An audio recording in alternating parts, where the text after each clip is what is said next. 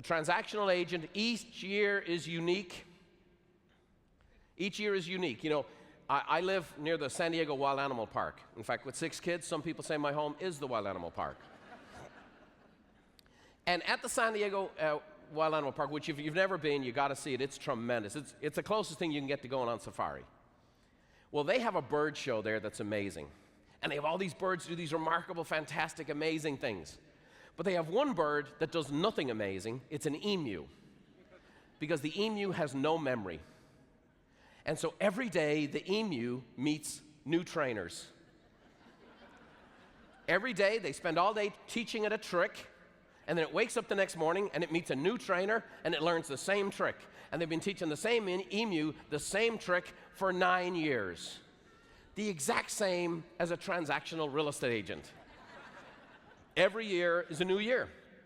They go, Happy New Year, and then they go, crap, where's my business coming from? Oh my gosh, I got to do all what I did last year, everything I did last year just to do the same, and now I got this clown on stage telling me I can do more, which means I got to work that much harder and do that much more activity, and January 1's a depressing day.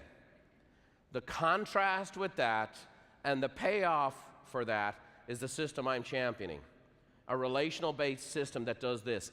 It enjoys the compounding effect. The compounding effect. And that's what working by referral does, and that's its major differentiation in the marketplace. It's a compounding effect. If you get a referral from a customer and you do a great job for their referral, are they done referring you for the rest of their life? Have you used them up?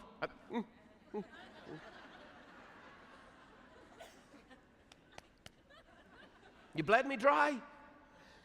The fact is, when you get a referral from somebody and you do a great job for them, and this person goes back to your original client and says, they did a great job for me, thank you so much for referring me, this person is on fire to refer you again. If that makes sense, say aye.